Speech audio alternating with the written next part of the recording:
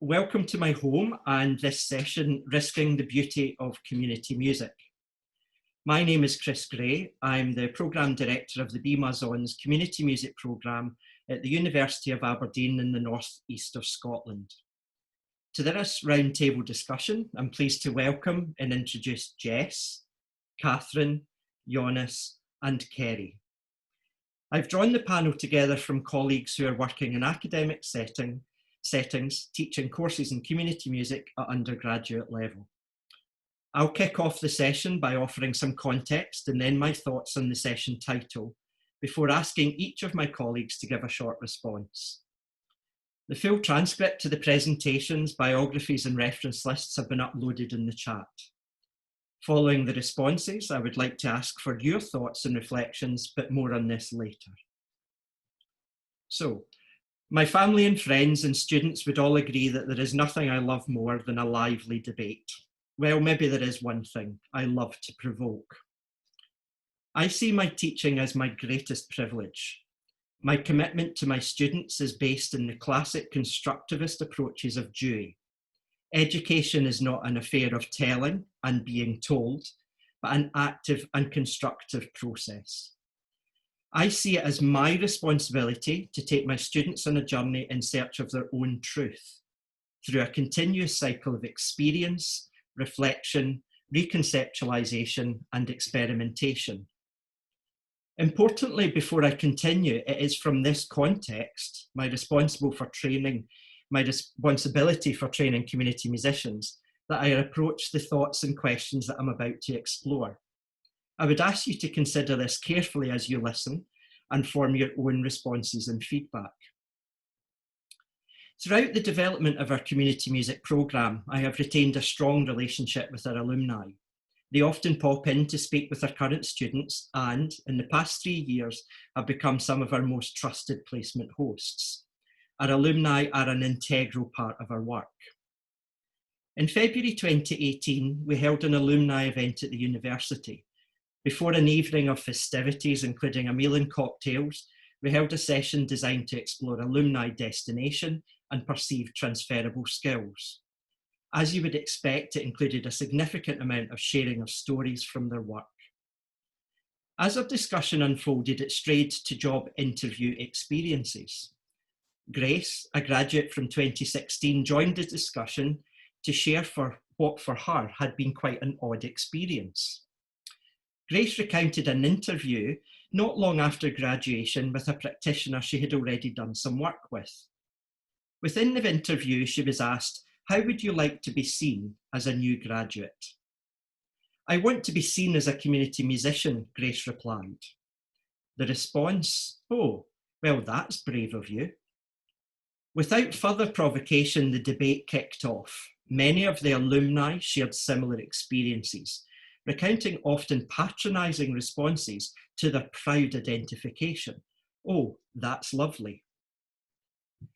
My own reaction to this critical incident was very mixed. I automatically wanted to understand, why was it brave to state, "I am a community musician"? Why is there a lack of recognition or reluctance to be recognised for who we are and what we do? Why do my students feel they have to be apologetic for their professional identity? Further, I found myself wondering, have I failed my students? Have I disadvantaged them by encouraging them to have conviction and pride in what appears to be a misunderstood professional identity? Revisiting the literature, it is clear that the debate around defining community music is considerable, and one that still dominates international conversation. The literature presents many perspectives on definition. In short, it embraces that community music is fluid, dynamic, and its approaches to practice are designed for moving targets and flexible purposing.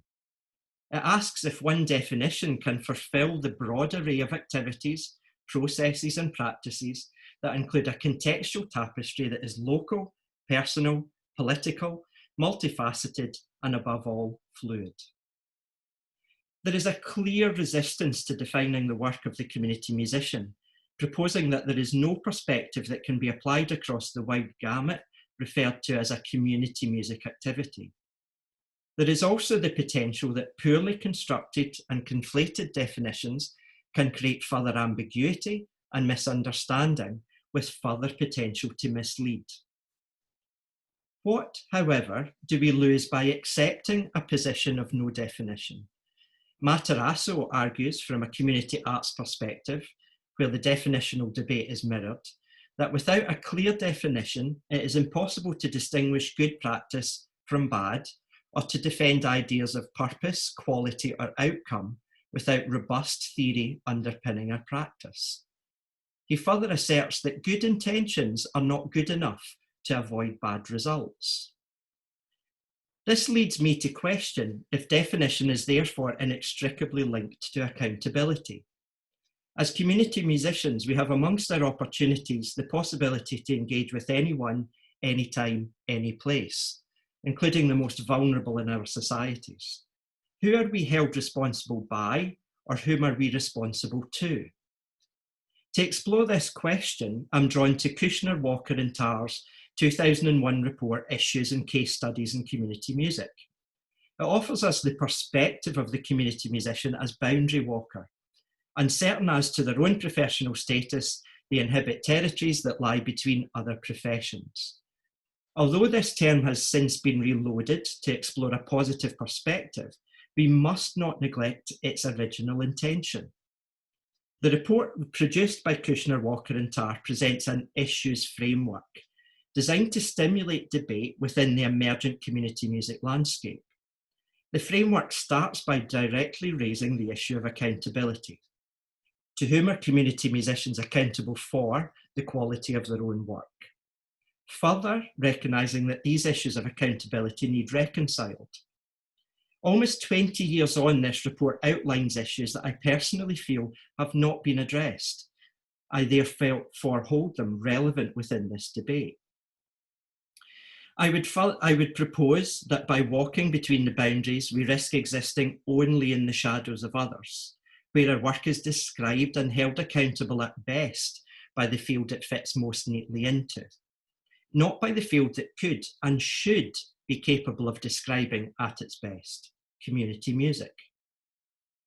Within the short time I have today, I have only tackled the very tip of the iceberg. However, my own teaching and research convinces me that we have not adequately challenged and scrutinised this pivotal debate, and that we have settled for a position that embraces and provides sanctuary and ambiguity in favour of accountable clarity.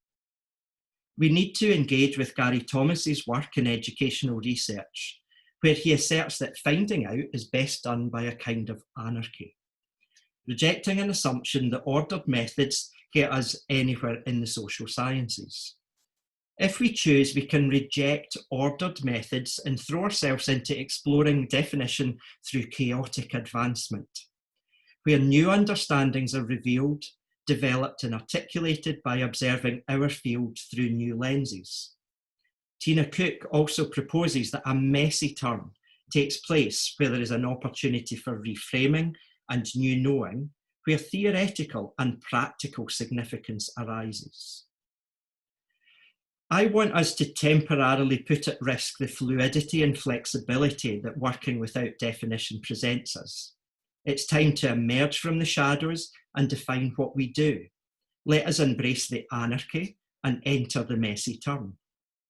We should be proud and unapologetic of our identities as community musicians, celebrating without hesitation and with accountability the beauty of community music.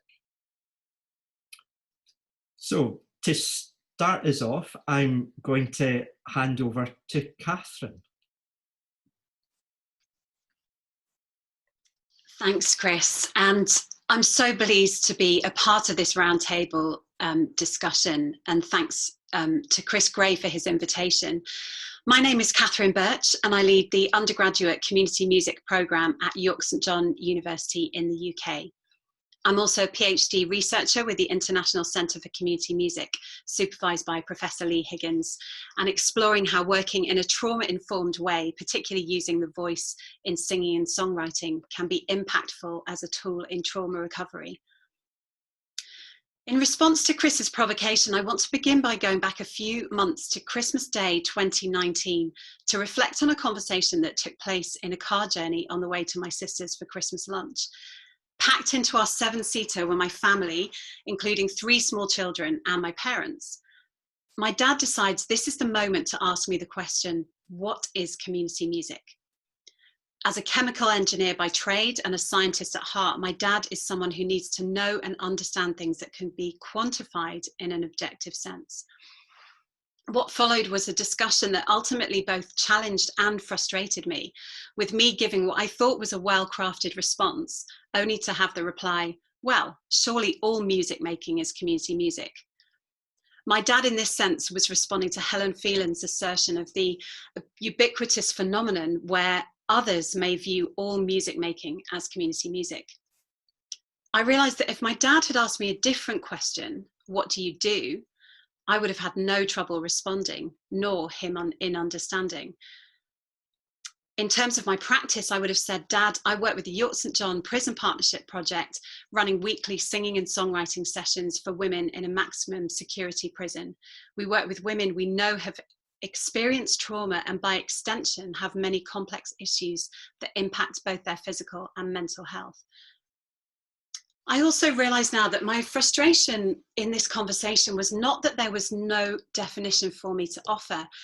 In fact, there are very clear definitions of community music through which we can frame our practice. In the opening of Higgins' 2012 book, Community Music in Theory and Practice, he states community music as an active intervention between a music leader or facilitator and participants. In the unpacking of this statement, there follows a list of traits and attributes which characterize community musicians, starting with the fact that they are committed to the idea that everybody has the right and ability to make, create, and enjoy their own music.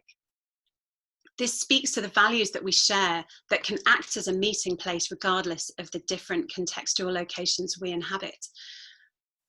I also really strongly resonate with the idea that community music emphasizes the importance of making connections among people across issues and over time. This speaks to the idea of community as the experience of belonging, of being part of something, the opposite of which is to feel isolated. During this time of global crisis, we've been separated from our groups, and I know that some of you will resonate with the heartache I feel, knowing that the women that we work with through the Prison Partnership Project are not just isolated from us, but from each other, condemned to their cells for 23 hours a day.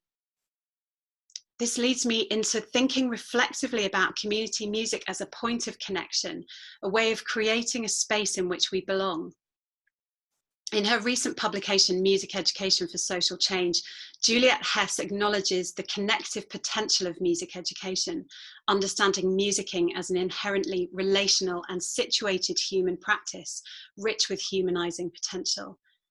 She goes on to assert that recognizing the humanity embedded in our diverse musicking practices further connects us to each other by acknowledging the shared mechanism for expression. In responding to the continued need for connection, the Prison Partnership Project has created a pack for the women in this time, in which they can write, reflect, and continue to feel, in a small way, a sense of belonging. It's entitled Together, Apart, encapsulating the complexity of this current time. So to return to Chris's provocation, it's clear to me that there are definitions of community music that we can offer those who ask. And in working with community musicians in training, I'm setting up a space in which they can explore, theorize, dig into, and conceptualize notions of community music, as well as understand the set of values and principles to which community musicians adhere. My aspiration is that as they develop as individuals, they will undoubtedly discover their own skills and interests, but will have the foundation they need to develop their own journey. So in returning to the conversation I had with my dad on Christmas Day, if I can not only help my students in being able to give a definition of community music, but can also help them to explain those foundational values in which we operate, we may be on our way to opening a window of dialogue for those on the outside to illuminate the wonderful, messy, and complex environments which we inhabit. I wonder if the beauty of community music is in the paradoxical nature of its intense simplicity on the one hand, music making as a means of connecting and creating space to belong, versus the complexity of its outworking in practice and the multiplicity of people, cultures that are embraced in its fold and represented in this space today. Thank you very much, and I'm going to now pass on to Jonas. Thank you so much, Catherine. Thank you, Chris, for inviting me. My name is Jonas Caesar Roman. I work at the Western Norway University of Applied Sciences, and I have like one leg in the music education and one leg in the community music education. And as a newcomer to the field of community music, and as a newcomer that has tried to establish the first three-year bachelor program of community music in Norway, I've just within the last 4 years got a grip on what community music entails and in which ways an undergraduate bachelor might differ from an undergraduate music education in Scandinavia. So that's kind of my perspective. Where's the differences between music education and community music? So I'm quite a freshman into this, and what I maybe can offer is a fresh perspective from Scandinavia, where community music is quite unknown. Do we need the definition of community music?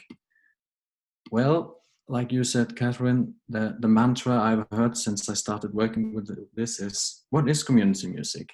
And I've heard it from both our own team of teachers, our students, my colleagues, placement partners, and the wider field. It's just not known in Scandinavia. But music therapy has been around for quite some time, and it has and people quite compare community music to that. And in many cases, what you would call a community musician job in England and overseas would be inhabited by a music therapist in Scandinavia, I think.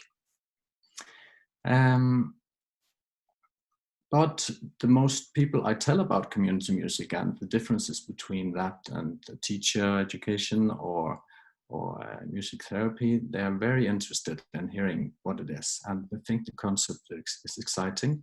And especially placement partners says, yes, that's what we need. There's no one giving that to the field, what you give us in that kind of program. On the other hand, I have even colleagues saying, I wouldn't let my son take that education. He will get no job afterwards. So we kind of fight a lot of fights right now, trying to establish even the field of community music. And that will be my point in a few minutes also. And that is despite the fact that, to my opinion, there is a field outside of institutions, even in Scandinavia, serving communities in diverse ways. And I can name a lot of examples. I will skip that for now. But I think we need that definition in order to acknowledge that there is an established field, both in national practice and in academia. And we should also have it because we need that to distinguish good practice from bad, as Matarazzo tells us, or to defend ideas of purpose, quality, and outcome, again Matarazzo. And I think we need to have some kind of set of core attitudes or competences that students can expect to get when they go into our program, and that employers can expect to master when they have graduated. But it should be very fluent, and it could be very different from student to student, even within the same program, how they do it. But some kind of core competences, I think, is needed anyway. What should we try to define? Is it the practice? Is it the field? Or is it the profession? Until now, I've used exactly the same things as you have done, Catherine, from the Higgins book of 2012. Most of all the traits of community music list and the sound sense definition. So we've kind of clung to that as a kind of rescue equipment, supporting what our way into the notion of community music. So there are definitions to work from, I think. But is it the profession we should try to describe where community musicians might work? It's at least needed in Scandinavia to inform coming students. Is it the field of community music, or is it the practice? And most of all, the existing definitions maybe is about the practice, and that is maybe also why it is so difficult to agree upon. I don't know. I think the profession and the practice will vary a lot from country to country. So to be able to get a common definition will be very difficult if we focus on those two. And maybe it's just about the field. And what is the community field then in the big picture? And the big picture for me is, I kind of read, of course, the references to Kushner, Walker and Tarr about the being uncertain and just inhabiting the leftovers between other fields in the field of music. And I think we should reject that. I think actually, coming from music education, that community music is the kind of center of the universe. It's where it all began. It's the kind of initial way of using music in indigenous tribes, where music is intertwined in everyday life, where it supports tribe coherence and therefore tribe survival. And even we in Scandinavia have been indigenous and at some point in history not too long ago. So this applies to us in modern societies as well. And even if we might have forgotten that musicians and all art workers actually could have that role, that kind of role of building communities and serving tribe survival. And maybe all the other fields like music education, music performance, music therapy, ethnomusicology or musicology and all, are kind of have just set off from that center in different directions. And I experience at the moment that they kind of turn back to looking back into the center of the universe, if we can call it that, and moving back towards community music in many ways. So maybe we should turn the picture of Kushner, Walker and Tarr opposite and think that community music is the start and the others have left in other directions, and we should define what we think is the center and not try to define the leftovers. Yeah.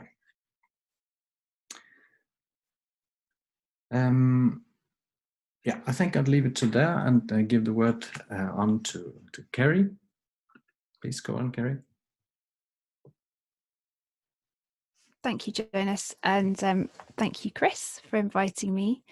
My name is Kerry Tippett, and I live in Wales. I'm an hourly paid lecturer at the Royal Welsh College of Music and Drama.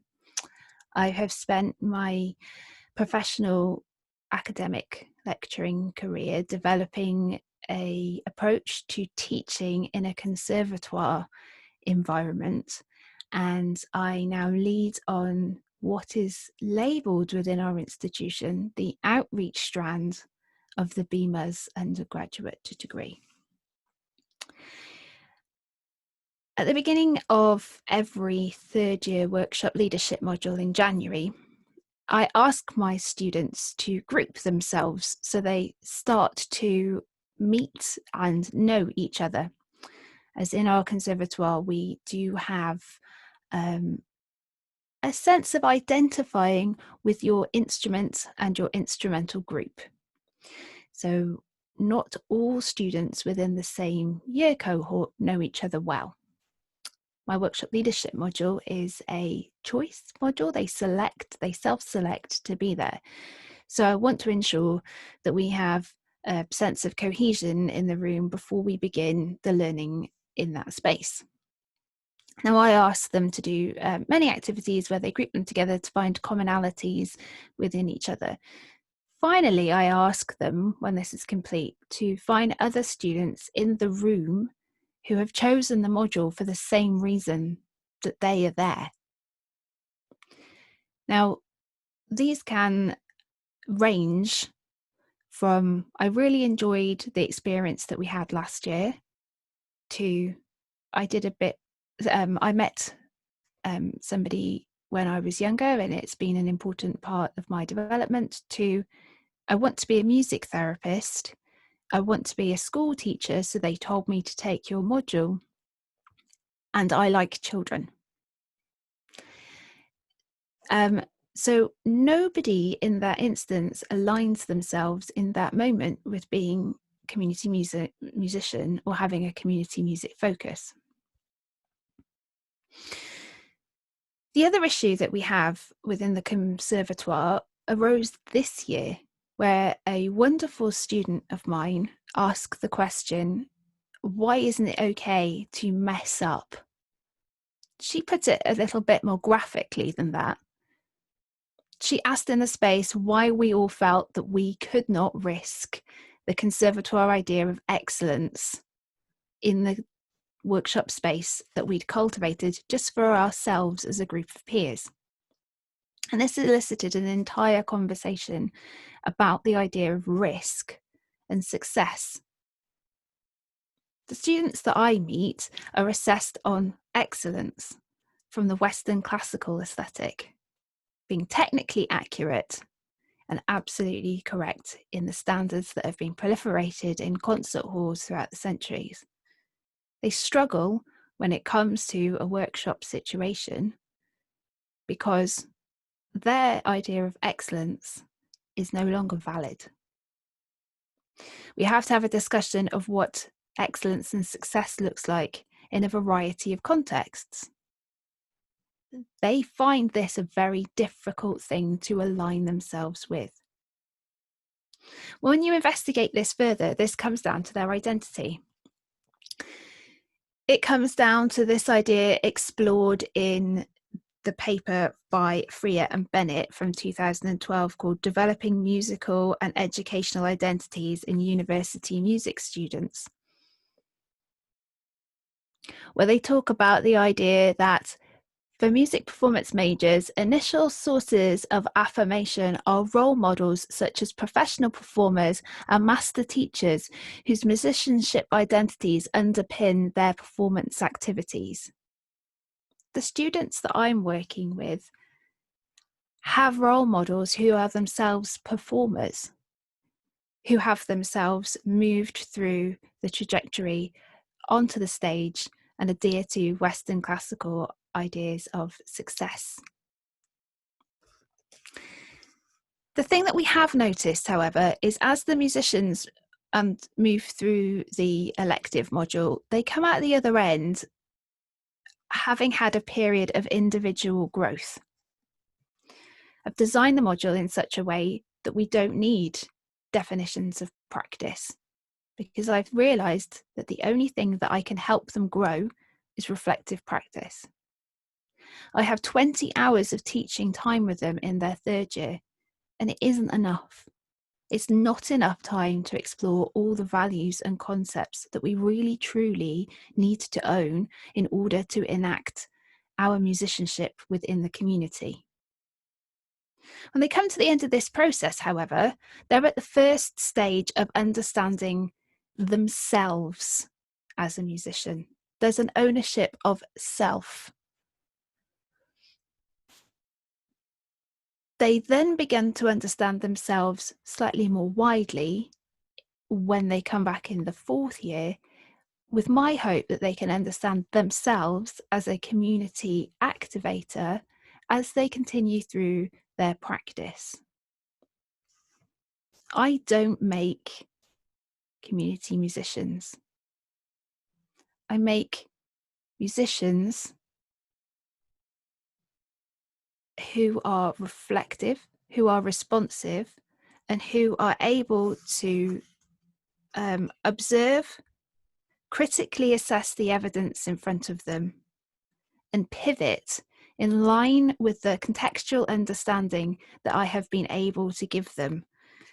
So they are fluid in their approach to the resource, experience, context in front of them. Thank you. I now pass over to Jess.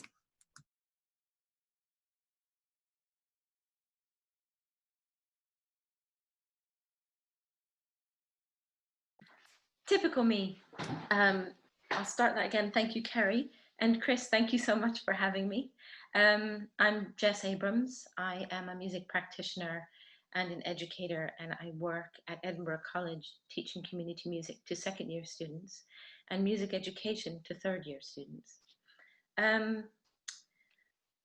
First off, in answer to Chris's provocation, I'm not sure I have an answer as to whether or not the field should have a clear definition. So I think it's really important to say that at first. And it was really interesting listening to everybody. So I have all these notes that have changed as we've progressed here. I think that the ambiguity of the definition of community music has actually afforded us a huge flexibility, which is key to who we are as practitioners and our identity as practitioners. So it's quite interesting to the idea of defining it. Does it then limit us? Would be one question I do ask myself.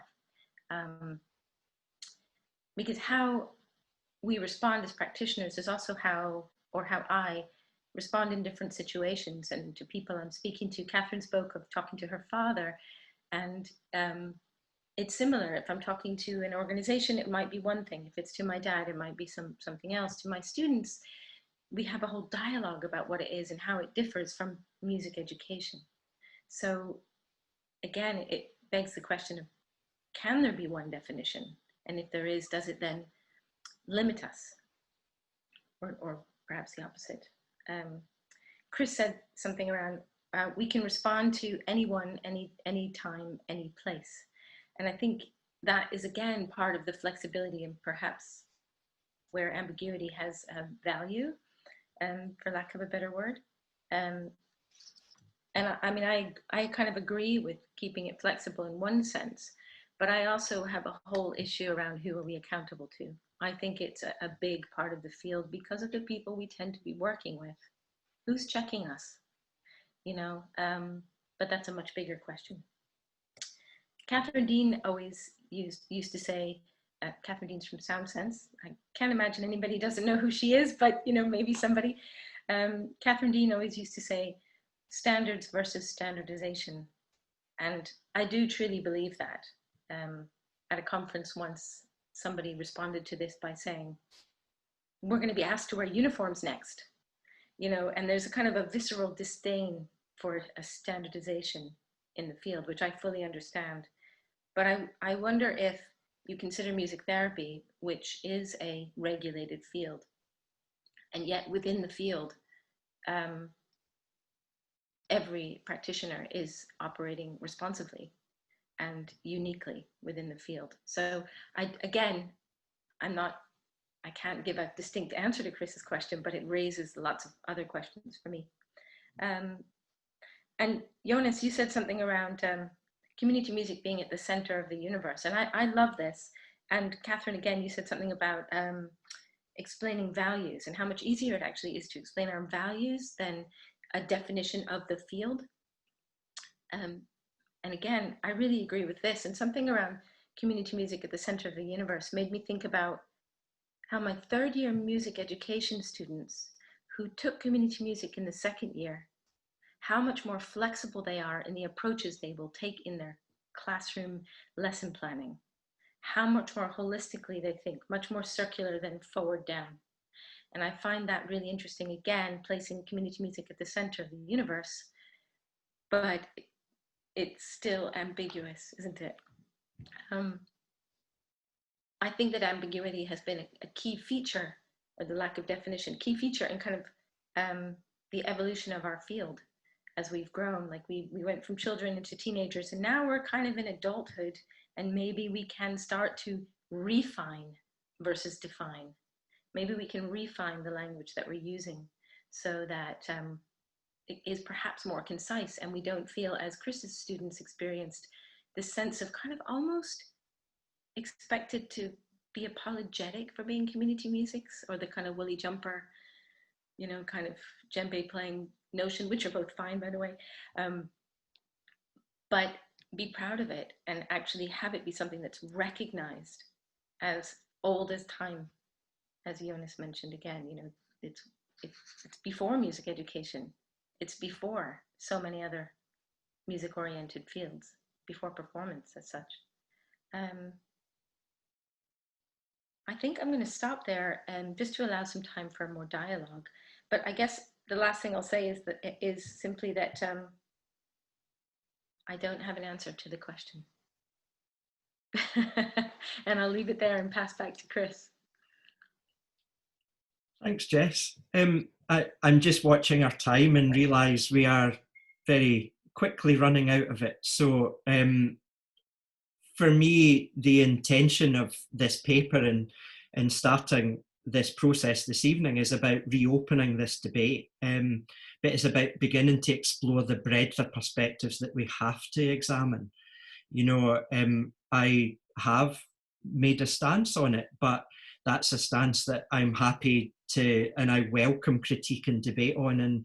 And you know, I'm always one to put my hand up eventually and say my mind has been turned, and that's part of that opportunity that debate and discussion brings.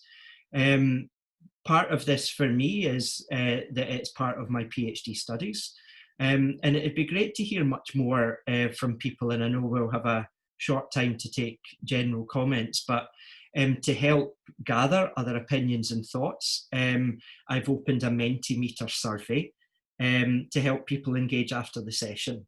That can be accessed via www.menti.com and entering the code 470790. And I've just dumped the information and the link to that survey into the chat as we're working. It's for me finally just to thank Catherine, Kerry, Jess and Jonas for their time, patience and support in preparing this round table, and to CMA for hosting it. So thank you very much.